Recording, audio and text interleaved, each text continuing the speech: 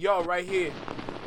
Right here in the small box. The experiment named Sexyy Red. So apparently has turned out to be a failure. Damn. Who would have thought? Me. Hey, look. Let's go ahead and get started. Y'all do know I start this, right? So let's go ahead and make it happen. Yo, you. Right here. In the small box. Right here in the small box. Welcome back to Flex Mob Reactions, only on the Flex Mob Network. I'm Flex. Welcome back to the channel. You thought you had it. But let me tell you something. When you walking around with rental money, I hate to break it to you. You gotta give it back. You gotta give it back, Sexyy Red. Now you are an experiment that has failed. How sad. Look, make sure you like, comment, share, subscribe. Let me know what you think about the video. Drop a comment down below. Let me know what you think about the reaction. Hit that notification bell so you get notified when I drop my videos or when I'm live, like right now. Don't forget the hype. Do they still do the hype button thing? Cause yo, I ain't gonna lie. I'm going right here and I don't see no hype button at all. I'm not subscribed. Let me fix that. You know what I'm saying? Y'all heard what I said? Like, comment, share, subscribe. It's just like that. It's just like that. I'm just saying. It's that easy. It's that quick. Support is free. Just like what King Hammer said, right? Let's go ahead and get started. Or has it? Let's talk about it. Sexyy Red is a 27-year-old rapper from St. Louis, Missouri. She's 27! Well, I mean, if you give me a picture like this, that makes sense. Broke into the mainstream back in late 2023 after her song Pound Town went viral. After the success of that record, she later secured a remix with Nicki Minaj. And that same year, Drake featured her on his album. From there, it looked like nothing could stop Sexyy Red. Her music was everywhere. She was trending nonstop. She became the new face of a certain kind of female rap energy, raw, unapologetic, and in your face. However, during her rise, we saw a lot of what I would call dysfunctional behavior. Something I actually dove into in my 30-minute documentary last year. See, Tiny, there's levels to this experiment because it's not necessarily about the music. It's more about the consumer base and what can we make them think about, right? So with the Sexyy Red experiment, the music was just mid as hell. But what it did to the ladies was the real experiment. The dysfunction of Sexyy Red. Among many things, we had situations like the teacher incident. Back in November 2023, a young ballet teacher went viral after expressing frustration about her How are we going to cancel such a beautiful soul? And then y'all want to keep this? How are we going to do this to her? But we want to keep this. We going to disrespect her. But this what y'all want. Okay. Back in November 2023, a young ballet teacher went viral after expressing frustration about her students singing along to one of Sexyy Red's most explicit songs, which was, of course, Pound Town. Your 5-year-old daughters are asking to listen to Pound Town. Your 5-year-old daughters are asking, can we hear Pound Town? A normal reaction, especially coming from a woman who works with children every single day and understands what it's like growing up as a young girl herself. Now, she was simply pointing out the negative influence that songs like that could have on young kids. But instead of reflecting on something which was pretty fair criticism, Sexyy Red brushed it off, replying, "Girl, shut the hell up and play my song." And that moment right there said a lot. What did she say? Replying, "Girl, shut the Girl, play Pound Town. Ski. STFU. Wow.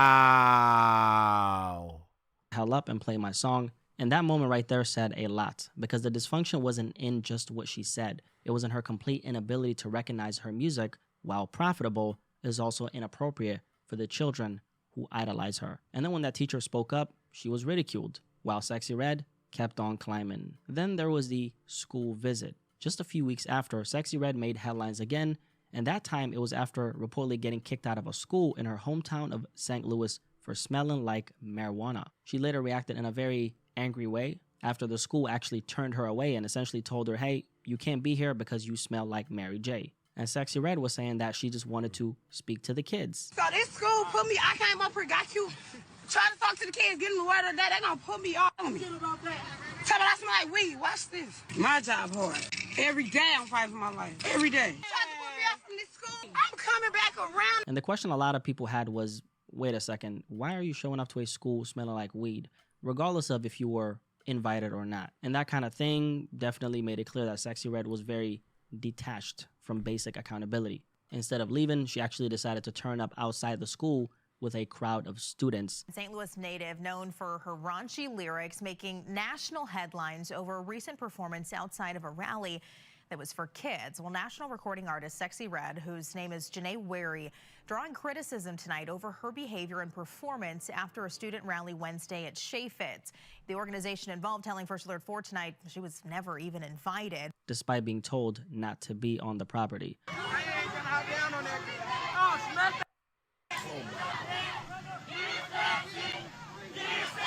Obviously, that's the kind of thing any regular person would have faced real consequences for, but when you're famous, rich, and poppin', consequences don't always apply. Now, this pattern actually continued because after this came the 4C hair comments. Now, in a clip posted to Instagram, Sexyy Red actually showed off her straightened hair, and she mocked women with 4C hair. For anyone who doesn't know what 4C hair is, it's essentially the natural hair type that most black women have. And Sexyy Red, she posted this photo of herself and said, "You carpet hair beanie neck hoes could never." And then she obviously got backlash for this. And I just hate the fact that we make fun of things that we cannot change. We cannot change hair texture. And it's sad because this is who's in the mainstream media talking like this, and a lot of people are growing. Oh yeah, the experiment worked.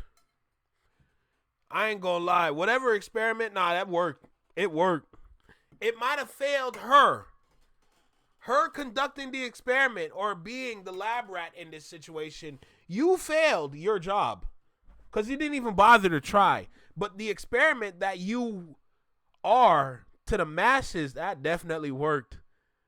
How easy this one artist has changed the minds of so many men and women out there is quite astounding, just based off of just being not even her true unapologetic self, but she's just being unapologetic in general. There's nothing true about it because she already knows she's being used.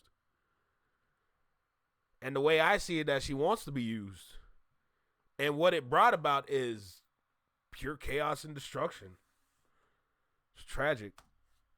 Growing up, having her as a role model for whatever reason, and they're going to start saying carpet hair. It's already a search in TikTok is carpet hair. The hair texture that you have does not determine how beautiful you are. What your face looks like really doesn't determine how beautiful you are. It's your aura. It's your personality that determines how beautiful you are.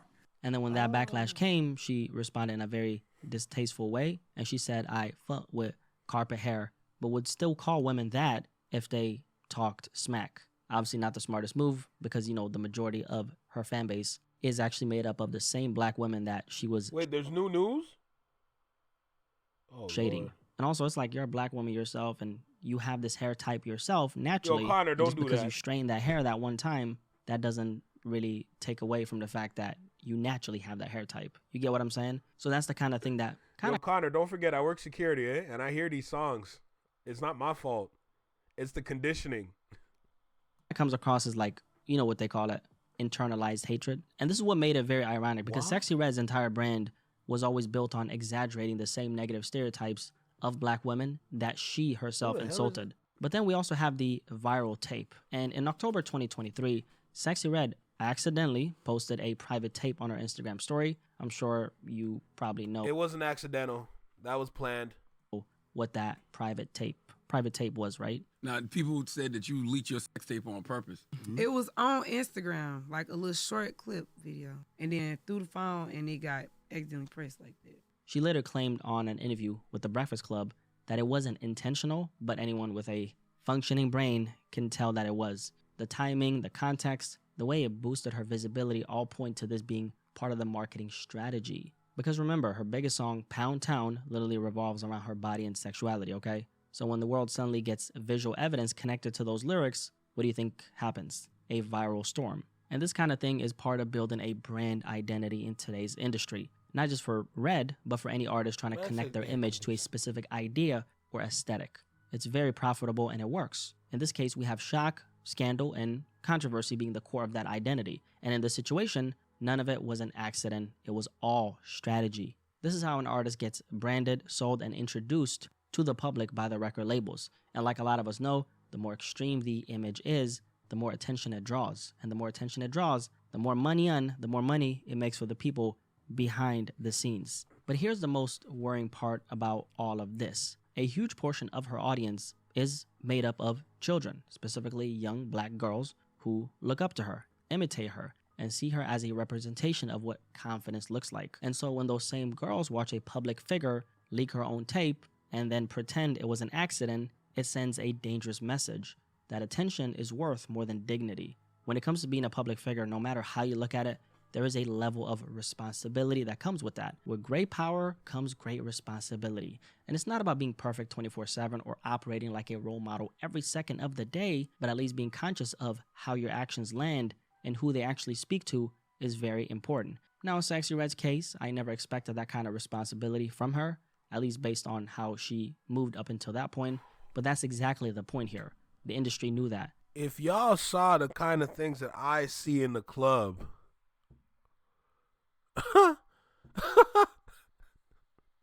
you would want her exiled. I ain't gonna hold you. If you saw the kind of ish I've seen in these clubs, regardless if I go or if I work, you would want this woman exiled, if I'm gonna be honest with you. I've told y'all some of the stories that I've had to break up or witness in some of these places I work at. But my God, I haven't told y'all everything. Now, this ain't the time for tea, but I'm just letting you know. God almighty. They knew she wasn't going to filter herself Hush or up, self-correct or think about the impact that her negative actions are having on people, the world, and the youth. And in a way, that's what made her the perfect candidate for this experiment. Because before Sexyy Red was handpicked, and listen to what I just said here, okay? Handpicked to be elevated to the spotlight, there's a very real process that happens behind the scenes. Personalities of this type don't just blow up by accident. Their image, their behavior, all of it is observed, analyzed, and measured by the people who decide who gets pushed and who doesn't. And this explains something a lot of people have wondered about for years, which is, why do so many public figures suddenly explode in popularity, yet seem to completely lack a moral compass? Why do the most chaotic, reckless, or controversial artists get the biggest push? That's not by accident. It's a package. This experimentation has a strategy to it, and it's a package. It's not just her. You got to consider all aspects of entertainment and the similarities that you see throughout the different avenues in entertainment. Think about the TV shows. Think about the music videos. You know, something as simple as that. Now you look at the product that she pushed. What were the names of some of like the lip glosses that she had? I think she had a nail, what was it? One of them nail polish colors called Discharge. My Jesus. Like, it's just yo, it's a package. There's a pattern. The TV shows alone, when they sit down and watch Love and Hip Hop, they sit down and watch Baddies, they sit down and watch Love Island. All these TV shows, these reality TV shows. Bro, it's like we're back in like the 2010s again with these reality TV shows. Like we're watching Jersey Shore for the first time. Yo, all these shows packaged with this idea of what people like to see based on what they witness in the show storylines that are made up, mind you. And now you're pushing it all together at different times, but the key is to have the consumer see everything so that they can change. This is a nasty experiment because look what it did to the community. Jesus God. The levels of trickery is astounding. How it works is this. Labels, investors, and media companies collectively look for what's profitable, not what's healthy, uplifting, or balanced. They look for personalities that can generate attention, even if that attention comes from dysfunction, because attention is currency.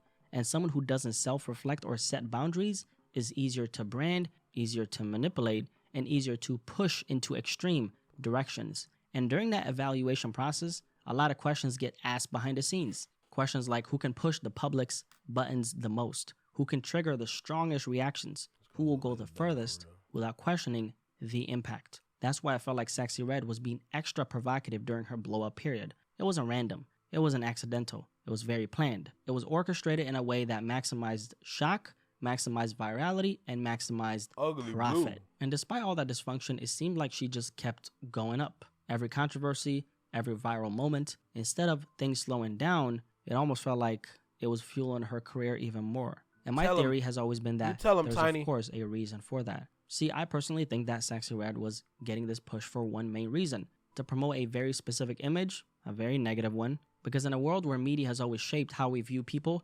especially black people, Sexyy Red became a tool for the music industry to push a modern version of one of the oldest and most damaging stereotypes about black women. I'm talking about the Jezebel stereotype. Dating back to slavery, this stereotype painted black women as hypersexual, uncontrollable, and defined entirely by their bodies. It was a complete lie that was used to justify the exploitation and abuse of black women for generations, and somehow that same imagery is still being recycled today, just packaged with beats and marketing. And hip-hop has always been an art form to empower black voices. However, it has unfortunately been hijacked to do the opposite. And Sexyy Red, whether she realizes or not, became the face of that. Her entire brand, her lyrics, her visuals, and even the way she's promoted, it all fed into that same narrative, that the only way a black woman can be seen, celebrated, or go viral is by being sexualized, loud, and reckless. And Red eventually became very successful. She's undoubtedly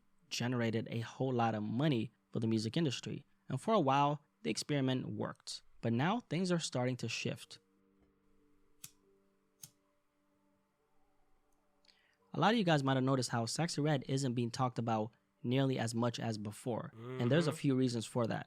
Now let's take it back. Take it way back to how it all started. Before Sexyy Red took off, she was discovered by a Miami-based label and management company called Rebel Music back in 2021. They came across some of her early songs and decided to sign her. Her A&R executive stated that once she got off the plane and I heard her voice, I knew she was a star. Fast forward to mid-2023, the peak of her blow-up, and Gamma, a new media company, stepped in to handle her distribution. Now let's talk a little bit about Gamma, because this was the company behind her true rise. Now this company was founded by a Larry Jackson. I'm listening. Some of you guys in the music industry might know who this is. He actually spent 7 years as Apple Music's global creative director before leaving in 2022 to start Gamma, a company that claims to create, distribute, and market content focused on black culture. And according to Larry Jackson himself, that focus on black culture isn't just a slogan, it's the entire pitch. Because when Gamma was launched, it wasn't some small experimental startup. They actually came out the gate backed by $1 billion in financing. And the question is, where did they get that money from? We'll get to that in a second. And this money was apparently being put to work, particularly and acutely, on black culture. So $1 billion dedicated specifically to black culture. Interesting. Now, Larry Jackson is a very much recognized name in the music industry. Most people, whether it's managers, artists, or anyone else who actually works in the music industry, most times they know who he is, right? Billboard even named Larry Jackson the R&B and hip-hop executive of the year. They described him as someone who's able to bring things to life, with artists like Travis Scott praising the way he moves. So he's been getting a lot of cosigns from a lot of very prominent artists as well. And one of the first big moves the company Gamma that he started made was facilitating a deal where TikTok's 1 billion plus users got exclusive access to the entire Death Row catalog, which included Snoop Dogg's classic Doggy Style album and the late Tupac's All Eyes on Me as well. Now right here, Larry Jackson demonstrated exactly the kind of pull he and his company Gamma actually has and what it's apparently built to do. Use massive capital, massive access, and massive cultural leverage to shape what the general public, but especially black audiences, consume and how they consume it. Now when you understand that, Sexyy Red's rise starts looking a lot less organic and a lot more like a calculated extension of that mission. Now alongside Larry Jackson, we also have Ike Yusuf, Gamma's president. Now Ike previously worked at Interscope Records as a CFO, Chief Financial Officer, and he holds degrees in business, economics, and accounting. So his background is strictly corporate, not creative. Together, these two essentially built Gamma to be a hybrid between a label and a media powerhouse. And Sexyy Red quickly became one of their biggest test cases, the face of a very calculated experiment that combined viral marketing, controversy, and cultural packaging under the banner of representation. But here's where things get interesting. The largest investor in Gamma isn't someone from the culture at all. It's Todd Bowley, a 52-year-old American Yep, it'd be your own people.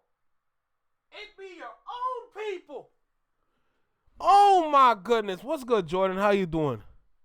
How you doing? Welcome back. Good to see you again. It'd be your own people, bruh. So, oh my God. Oh my God.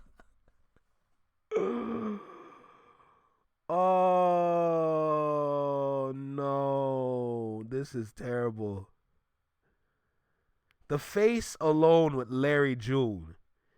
And then throw in Yusuf. And then this man right here. You got a trifecta of just evil. But it's smart. Damn, it's smart. It's smart. isn't someone from the culture at all. It's Todd Bowley, a 52-year-old American She looks businessman of German heritage. What's good, who's worth Slay? over $8 billion. So now it actually starts to make sense where they got that initial billion from, right? So the main investor behind a company that claims to focus on black culture is a white billionaire who also happens to co-own Los Angeles Dodgers and Chelsea Football Club. And, you know, that's kind of where the dots start to connect. Because one of the biggest questions people had when Sexyy Red started popping up everywhere was how? Like, how is all this possible? How does someone with that kind of image suddenly get this massive push from every direction? Well, now it should make sense to you. When you realize that the machine behind Sexyy Red included a billionaire investor worth nearly $9 billion, a major media company with deep Apple Music ties. So with her, okay. Now my brain is going somewhere now because first, the dude that co-owns LA Dodgers and the Chelsea Football Club had $8 billion to spare, and then Gamma, the media company slash we'll just say any media company for now, they have $1 billion to spare, and their first artist that they went and got was Sexyy Red. In my mind, I'm thinking now, and remember when I talk about how certain friendships in the industry are contractual with a payment a lot of the times? So when you see Sexyy Red around Drake a lot, was that a payment? Was that an exchange? You come here, you help me, you promote me, you do music with me, and I'll pay you this.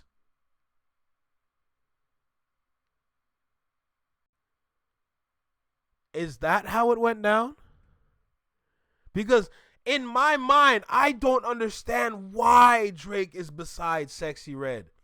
I can't figure it out through the life of me. Why is he, knowing what he can do by himself, besides somebody like this, knowing that y'all have nothing in common? Was that a payment involved? Just like the same thing when I talk about Aubrey and Aiden. When you see them together, they're getting money together. That's why you see them together, right? So my mind is saying there was a payment in that friendship for that to come about. Of course you're going to be friends with somebody that pays you 6 figures or 7 figures just for you to be around them. Of course you're going to be friendly. I'm starting to understand it now. I'm not going to lie. And a label infrastructure designed to amplify controversy, it starts painting a very clear picture. And this is something Candace Owens actually spoke about some time back as well. Gamma has a lot of power. There you go, J-Tom. I'll tell you why Gamma has a lot of power. Because the 2 individuals that started Gamma, one of them came out of Apple. His name is Larry Jackson. And the second one of them came from Interscope Records. He has a ton of clout in the record community, the music community industry, so to speak. And his name is Ike Youssef. Larry Jackson, who I mentioned before, is black. And he is the person that I am more interested in. For anyone who doesn't recognize the face or name, Candace Owens is an American political commentator and author, and a self-labeled conservative activist. Now, she's covered a lot of these same connections pointing out how the entertainment industry profits off of promoting chaos, dysfunction, and over-sexualization, especially when it comes to black artists. Now, interestingly enough, this connects Boy, put that candle down before you burn yourself. This is something rapper Ice Cube talked about on Bill Maher's podcast. Ice Cube spoke about the same kind of manipulation, which is what he called social engineering, where record labels act like gatekeepers, and he said that they essentially don't tell artists exactly what to say, but they make sure that the most destructive messages are the ones that get pushed. See, Tiny, that's where my mind is going, because that's what it looks like. Because it literally doesn't make sense to see them both together. But if there was some sort of payment, contractual agreement involved, then it starts to make sense. Like, yo, just out of the blue, oh, this my new best friend. Her name's Sexyy Red. Like, you know, she my girly girl for real. Like, you know, she been one of them ones for me. She been holding me down and all this behind the scenes. Y'all just started being friends. And you come to one of the greatest actors in the world to continue and show that world that y'all really friends for real by taking some weird old pictures. Yeah, that's nonsense. Drake got paid. That's a paid friendship. You got to rent a homie. Rent a homie. Speed dial. 1-800 rent this nigga. The top. The records that come out are really geared to push people towards that prison industry. But they didn't make you write those lyrics. It's not about making somebody write the lyrics.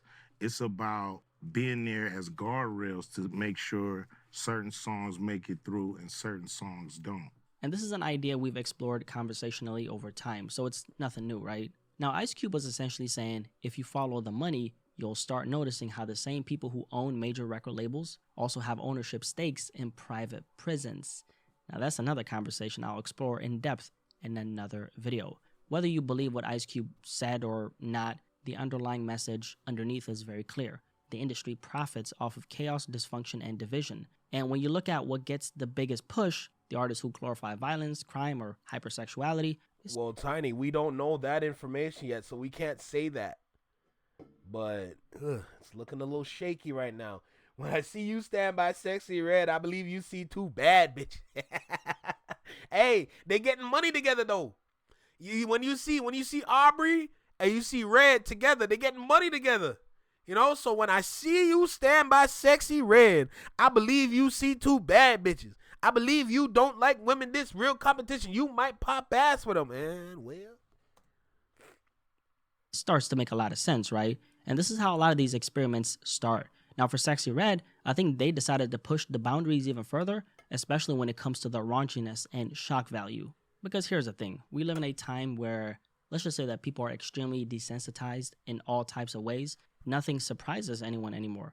So to grab everybody's attention, like to grab the attention of the public, you almost have to go to the extreme. You have to be louder, you have to be wilder, you have to be more provocative than the last person, or you'll get drowned out in the noise. And Sexyy Red became the perfect vessel for that strategy. Because one thing about the public is that we react to extremes. Demon tail? If you show us something that feels outrageous. Was that a demon tail as a whip?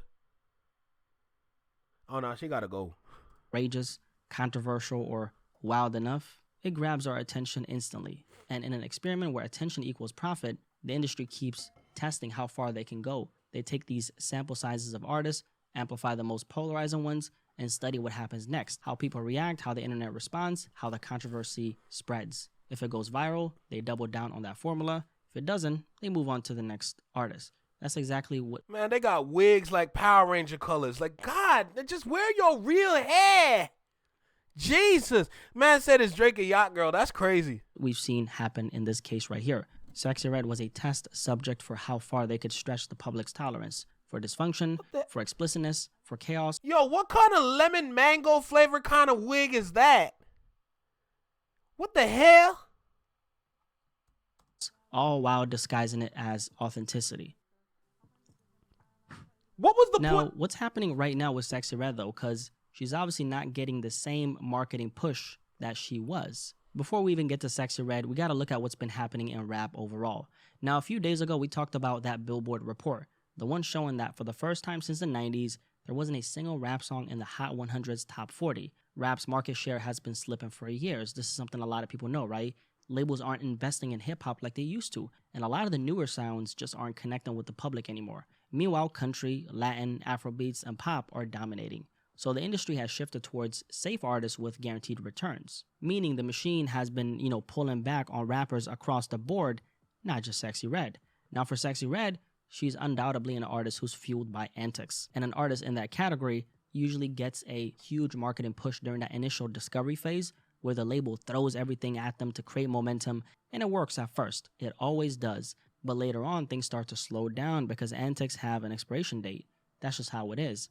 There's also a growing level of fatigue towards these characters who get pushed nonstop, not just in the music industry, but just in social media in general. And the reason for this fatigue, in my opinion, is because people today are way more conscious, way more self-aware, way more spiritually tuned in than they were in the past. Because here's the thing, I'm sure you know this, right? We're living in a time where there's so many things that are attacking our attention, our energy, and our peace. So people can feel when something is forced and when something is spiritually empty. Sexyy Red went through that period where she was being prioritized, where the machine was fully behind her, pushing her into every corner of the culture and industry, but things are a little different now. Just a year and some change later, that momentum isn't the same. The push isn't the same, and the public isn't reacting the same way they did before. And once the intensity of the reactions start to fade, what incentive does the industry have to keep pushing you and investing all this money into you? None. And there's also something to be said about the demographic that Sexyy Red was being marketed towards, which was primarily black women.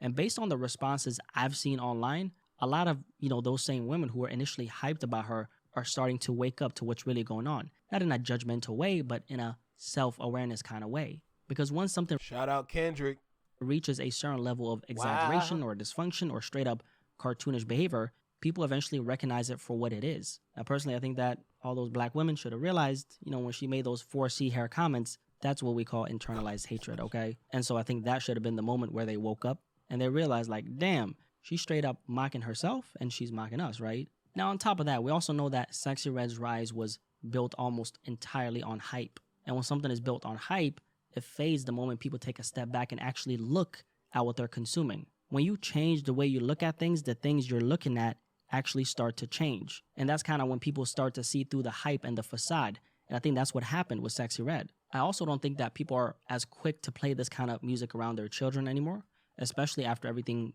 people have seen from Sexyy Red, but also too considering everything that's happening in the world right now. Because the truth is, there's a lot of forces operating through social media today, pushing certain ideas, certain behaviors, and planting certain messages in the minds of the youth. I ain't gonna lie, she kind of look like DC Young Fly in this photo. Where that? Pushing certain... Look at DC. Looking like DC Young Fly for real. What the hell? Ideas, certain behaviors, and planting certain messages in the minds of the youth. Not in some kind of like conspiracy way, but I'm saying in a very algorithm / attention type of way. The stuff that spreads the fastest is usually the stuff that's loudest, wildest, and most chaotic, and most dysfunctional. And when that becomes the dominant influence in certain spaces, parents and young people themselves start paying attention. And once you recognize the pattern, once you see the intention behind the marketing, you start realizing this isn't something you want influencing the next generation. And that shift right there matters. Because when the core audience becomes more intentional, more protective, and more aware, the entire foundation of that experiment starts to fall apart.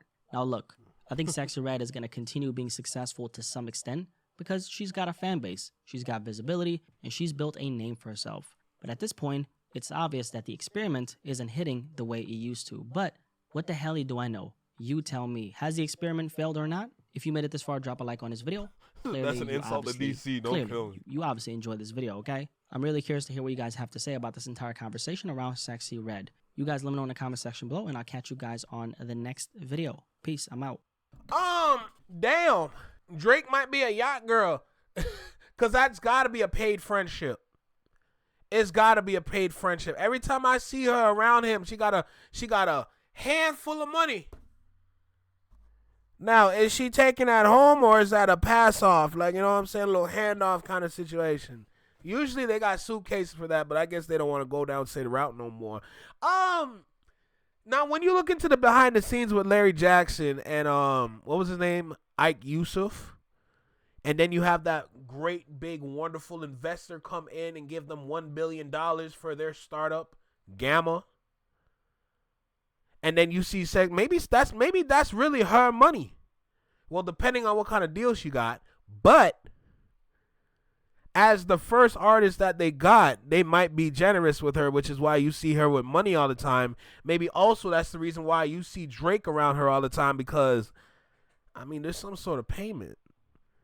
Damn, like, yo, the way that we be figuring things out is kind of insane.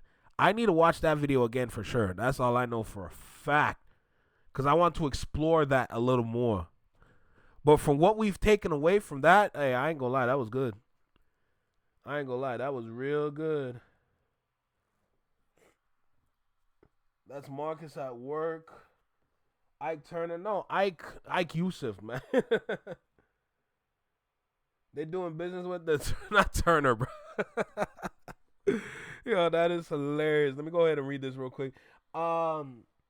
I look at it now, and it's not far off. I mean, all the underage girls, all the terrible. Oh, that's crazy.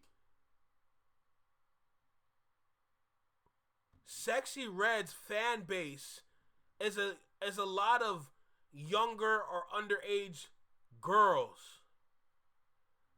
And then throw Aubrey into the... I gotta stop. I can't continue that. I can't continue that for this video. We got to take that to either Discord, or we got to put that into the members only. We can't. We're not doing that. No, that's dangerous. He's had Drake being in the industry young, may have been a victim, and hurt people. Yo, damn. Yo, is Neighborhood here? Is everybody's favorite therapist here? Because, yo, Ron be spitting. Oh my gosh. He's being used as a treat is crazy. That's that on screen. That's not him. Oh my goodness. That's Mark. I don't even know what y'all talking about at this point. All I gotta say to kind of like summarize and to wrap it up is, like, you also gotta be careful with who you like in the industry, because you never know who's there to play you. That's one thing a lot of people don't consider when they're looking at their artists that they care about or love. But at the same time, when you have impressionable minds, just look at something flashy and shiny and say, oh, wow. Well, what more can you do at that point, you know? It's a little scary, and it takes a little bit of knowledge to understand what's going on around you, but that's what it takes now. A lot of people just don't know what's going on in front of them, and it's kind of sad. It's kind of sad to see, because a lot of us see the play. But we need more people to see the play than usual so that we can make certain changes and make adjustments to make everything better. But who knows what's going to happen, bro? The rabbit hole is deep, son. I don't disagree, my boy. But yeah, nah, that's crazy. That's crazy. Yo, shout out to dude for the video, though. This was a good video. Blackie Speaks. I ain't gonna lie. You got to change your name. That's a crazy name. Jiddy ain't playing me or nobody else. Now, you good with Jid. But you got to be careful of, like, the certain influences out there. Sexyy Red has a stronger influence than Jid. That's the reality. Look at the people that flocks to her, even though they don't want to buy a ticket to her shows. Let me stop, because I feel like I'm going to cook y'all to death. Hey, look.